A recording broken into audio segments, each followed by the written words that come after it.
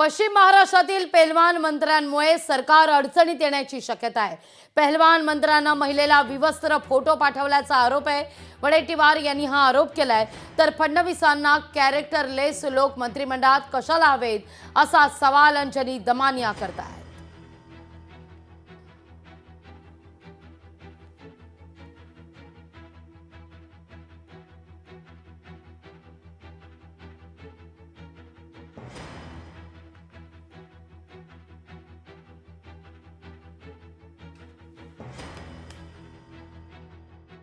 पहिलवान मंत्री रोज व्यायाम करणारा विवस्त्र फोटो एका स्त्रीला पाठवतो। पश्चिम महाराष्ट्रातला 10 दिवस जेलची हवा खाऊन येतो।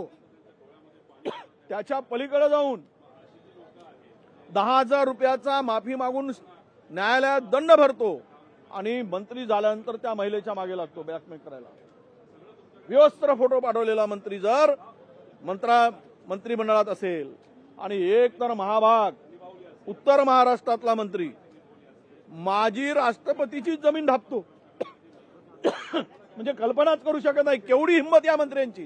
काळ्या मंत्र्यांची, काळे धंदे करणाऱ्या मंत्र्यांची यादी रोज वाढत चालली आहे। हंबीररावांच्या वंशजांना त्रास देत आहेत आणि ते पण फडणवीस सरकारचे आणि फडणवीसांचे अतिशय लाडके मंत्री। हे मला कालच रात्री या प्रकरणाबद्दल सगळी माहिती मिळाली आणि ते ऐकून अतिशय शॉकिंग वाटतंय की इतकी कॅरेक्टरलेस लोक ही का हवी आहेत फडणवीसांना त्यांच्या मंत्रिमंडळात, ज्या बायकांना ते असे त्रास देतात, निर्लज्जपणे फोटोग्राफ्स पाठवतात, अशा लोकांना मंत्रिमंडळात का ठेवावं।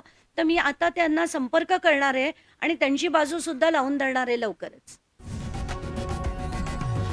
लोकशाही मराठी ऐका, पहा, जागरूक रहा।